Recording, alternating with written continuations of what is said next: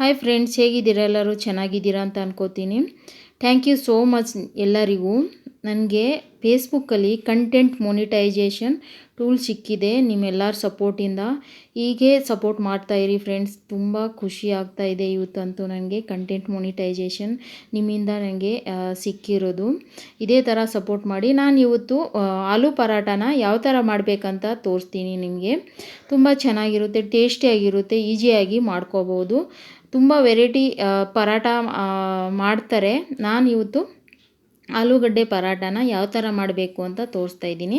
ನಾನು ಒಂದು ಅರ್ಧ ಕೆ ಜಿ ಆಲೂಗಡ್ಡೆನ ಬೇಯಿಸ್ಕೊಂಡು ಅದನ್ನು ತಕ್ಕೊಂಡು ಸಿಪ್ಪೆ ತೆಗೆದು ಇಟ್ಕೊಂಡಿದ್ದೀನಿ. ಇಲ್ಲಿ ಒಂದು 2 ಈರುಳ್ಳಿನ ಈ ಥರ ಸಿಪ್ಪೆ ತಗೊಂಡು ಇದನ್ನು ಚಾಪರಲ್ಲಿ ಹಾಕ್ಕೊಳ್ತಾ ಇದ್ದೀನಿ. ಚಾಪರಲ್ಲಿ ಹಾಕ್ಬಿಟ್ಟು ಇದನ್ನು ಚಾಪ್ ಮಾಡ್ಕೋಬೇಕು. ಮಾಡಿ ನಾವು ಆಮೇಲೆ ಪರಾಟ ಯಾವ ಥರ ಮಾಡಬೇಕಂತ ತೋರಿಸ್ತೀನಿ ನಿಮಗೆ. ತುಂಬ ಚೆನ್ನಾಗಾಗುತ್ತೆ, ತುಂಬ ಈಸಿ ಆಗುತ್ತೆ. ಆಮೇಲೆ 3 ಥರ ನಾನು ಈ ಆಲೂಗಡ್ಡೆ ಪರಾಟನ ಯಾವ ಥರ ಮಾಡಬೇಕಂತ ತೋರಿಸ್ತೀನಿ ನೋಡಿ ನಿಮಗೆ. ಈರುಳ್ಳಿನ ಕಟ್ ಮಾಡಿ ಅದರಲ್ಲೇ ಆ ಚಾಪರಲ್ಲೇ ನಾನು 5ರಿಂದ 6 ಹಸಿಮೆಣಸಿಕಾಯಿನ ಮುರಿದ್ಬಿಟ್ಟು ಹಾಕ್ಕೋತಾ ಇದ್ದೀನಿ. ಆಮೇಲೆ ಕೊತ್ತಂಬರಿ ಸೊಪ್ಪು, ಆಮೇಲೆ 1 ಟೇಬಲ್ ಸ್ಪೂನು ಜೀರಿಗೆ ಮೇನ್ ಹಾಕ್ಕೊಳ್ಳಿ. ಇದಕ್ಕೆ ತುಂಬ ಚೆನ್ನಾಗಿರುತ್ತೆ ಫ್ಲೇವರು ಈ ಪರಾಟದಲ್ಲಿ. ತಿನ್ನುವಾಗ ಬಿಸಿ ಬಿಸಿ ಪರಾಟ ತಿಂದಾಗ ಜೀರಿಗೆ ಫ್ಲೇವರು ತುಂಬ ಟೇಸ್ಟಿಯಾಗಿರುತ್ತೆ. ಅದನ್ನು ಚಾಪ್ ಮಾಡಿಕೊಂಡು ಇಟ್ಕೊಂಡಿದ್ದೀನಿ ನುಣ್ಣಕ್ಕೆ. ಇಲ್ಲಿ ಆಲೂಗಡ್ಡೆನ ಮ್ಯಾಶ್ ಮಾಡ್ಕೋತಾ ಇದ್ದೀನಿ. ಚೆನ್ನಾಗಿ ಮ್ಯಾಶ್ ಮಾಡ್ಕೋಬೇಕು ಫ್ರೆಂಡ್ಸ್, ಗಂಟು ಇರಬಾರ್ದು. ಗಂಟಿದ್ರೆ ಆಲೂಗಡ್ಡೆ ನಮಗೆ ಗಂಟಿದ್ರೆ ಪರಾಟ ಸರಿಯಾಗಲ್ಲ, ಹರ್ಕೊಬಿಡುತ್ತೆ, ಆಚೆ ಬಂದುಬಿಡುತ್ತೆ ಆಲೂಗಡ್ಡೆ ಗಂಟು. ಆವಾಗ ಅದು ಪರಾಟ ಸ್ವಲ್ಪ ಉಬ್ಬಲ್ಲ. ಅದಕ್ಕೆ ಚೆನ್ನಾಗಿ ಮ್ಯಾಶ್ ಮಾಡ್ಕೋಬೇಕು. ಅದಕ್ಕೆ ನಾನು ಇದು ಹಸಿಮೆಣಸಿನ್ಕಾಯಿ ಎಲ್ಲ ಹಾಕಿ ಚಾಪ್ ಮಾಡಿದ್ನಲ್ಲ ಈರುಳ್ಳಿ, ಅದನ್ನು ಹಾಕ್ಕೊಂಡಿದ್ದೀನಿ. ಹಾಕ್ಕೊಂಡು ಇದಕ್ಕೆ ನಾನು ಅರಿಶಿನ ಹಾಕ್ಕೋಬೇಕು, ಸ್ವಲ್ಪ ಚೆನ್ನಾಗಿ ಕಲರ್ ಬರುತ್ತೆ. ಆಮೇಲೆ ರುಚಿಗೆ ತಕ್ಕಷ್ಟು ಉಪ್ಪು, ಧನಿಯಾ ಪೌಡ್ರು ಸ್ವಲ್ಪ ಹಾಕ್ಕೊಂಡು ಇದನ್ನು ಚೆನ್ನಾಗಿ ಕಲಿಸ್ಕೋಬೇಕು. ನೀವು ಬೇಕಾದರೆ ಕೈಯಿಂದನೂ ಕಲಿಸ್ಕೋಬೋದು. ಇದನ್ನು ನೀಟಾಗಿ ಕಲಿಸ್ಕೊಂಡು ಇದನ್ನು ಇಟ್ಕೊಳ್ಳೋಣ. ನನಗಂತೂ ತುಂಬ ಖುಷಿ ಆಗ್ತಾಯಿದೆ ಇವತ್ತು. ಯಾಕಂದರೆ ಇಷ್ಟು ದಿವಸದಿಂದ ಮಾಡ್ತಾ ಇರೋದು ನಾನು. ಇಷ್ಟು ದಿವಸ ಆಯಿತು ನನಗೇನು ಸಿಗ್ತಾನೇ ಇಲ್ಲ, ಕಂಟೆಂಟ್ ಮೊನಿಟೈಜೇ ಆಗ್ತಿಲ್ಲ ಅಂತ ತುಂಬ ಬೇಜಾರಾಗ್ತಾ ಇತ್ತು. ಈಗ ನನಗೆ ಕಂಟೆಂಟ್ ಮೊನಿಟೈಜೇಷನ್ ಫೇಸ್ಬುಕ್ಕಲ್ಲಿ ಸಿಕ್ಕಿದೆಯಲ್ಲ, ನಿಮ್ಮಿಂದ ತುಂಬ ಖುಷಿ ಆಗ್ತಾಯಿದೆ friends. Thank you so much ನಿಮ್ಮೆಲ್ಲರಿಗೂ. ಇಲ್ಲಿ ನೋಡಿ, ಹಿಟ್ಟನ್ನ ಚೆನ್ನಾಗಿ ಕಲಸಿ ಇಟ್ಕೊಂಡಿದ್ದೆ ನಾನು. ಹಿಟ್ಟಲ್ಲಿ ನಾನು ಓಮ್ ಕಾಳು ಆಮೇಲೆ ಕಲ್ಲುಂಜಿನ ಹಾಕ್ಬಿಟ್ಟು ಕಲಸಿಟ್ಟಿದ್ದೆ. ಈ ಥರ ಉಂಡೆ ಮಾಡಿ ಇದನ್ನು ನಾವು ಒಬ್ಬಟ್ಟು ಥರ ಮಾಡ್ಕೋಬೇಕು. ನಾನು 3 ಥರ ಮಾಡಿ ತೋರಿಸ್ತೀನಿ ನೋಡಿ ನಿಮಗೆ.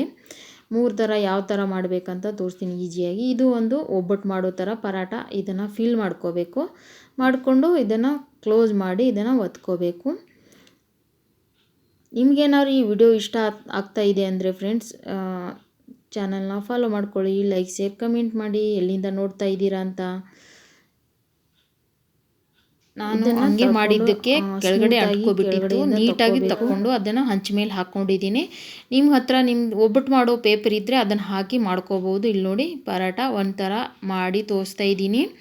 ಇನ್ನೊಂದು ಸಾರಿ ಇದು ಸ್ಕ್ವೇರ್ ಪರಾಟ ಯಾವ ಥರ ಮಾಡಬೇಕಂತ ತೋರಿಸ್ತೀನಿ ನೋಡಿ. ಇದನ್ನು ಚಪಾತಿ ಥರ ಲಟ್ಟಿಸ್ಕೋಬೇಕು. ಲಟ್ಟಿಸ್ಕೊಂಡು ಒಳಗಡೆ ಇದು ಸ್ಟಫಿಂಗ್ ಹಾಕ್ಕೊಂಡು ಈ ಥರ ಫೋಲ್ಡ್ ಮಾಡ್ಕೋಬೇಕು 4 ಕಡೆಯಿಂದ. ಫೋಲ್ಡ್ ಮಾಡಿ ಸ್ವಲ್ಪ ಹಿಟ್ಟು ಹಚ್ಕೊಂಡು ಇದನ್ನು ನಾವು ಚೆನ್ನಾಗಿ ಇದನ್ನು ಚಪಾತಿ ಥರ ಲಟ್ಟಿಸ್ಕೋಬೇಕು. ಮೇಲೆ ಕೆಳಗೆ ಹಿಟ್ಟು ಹಾಕ್ಕೊಂಡು ಸ್ಮೂತಾಗಿಯೇ ಲಟ್ಟಿಸ್ಕೋಬೇಕು. ಇಲ್ಲಾಂದರೆ ಜಾಸ್ತಿ ಒತ್ತಿಬಿಟ್ರೆ ನಾವು ಕೆಳಗಡೆ ಅಂಟ್ಕೊಬಿಡುತ್ತೆ. ಇಲ್ಲಿ ನೋಡಿ, ಈ ಥರ ಒತ್ಕೊಂಡು ಇದನ್ನು ಹಂಚ ಮೇಲೆ ಹಾಕ್ಕೊಂಡು ಇದನ್ನು ಬೇಯಿಸ್ಕೊಂಡ್ರೆ. ನಾನು ಇದರ ಜೊತೆ ಸಾಗು ಮಾಡಿದ್ದೆ, ಇದರದ್ದು ಆಲೂಗಡ್ಡೆ ಸಾಗುನೇ ಮಾಡಿದ್ದೆ.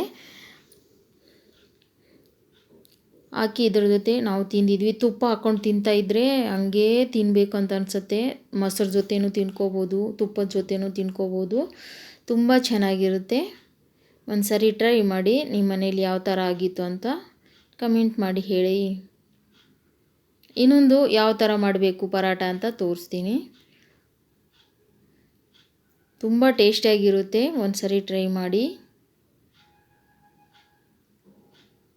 ಇಲ್ಲಿ ನೋಡಿ, ಇನ್ನೊಂದು ದೊಡ್ಡ ಚಪಾತಿ ಥರ ಲಟ್ಟಿಸ್ಕೊಂಡು ಅದ್ರ ಮೇಲೆ ಸ್ಟಫಿಂಗ್ ಹಾಕ್ಕೊಂಡು 2 ಚಪಾತಿ ಥರ ಲಟ್ಟಿಸ್ಕೊಂಡಿದ್ದೆ ನಾನು.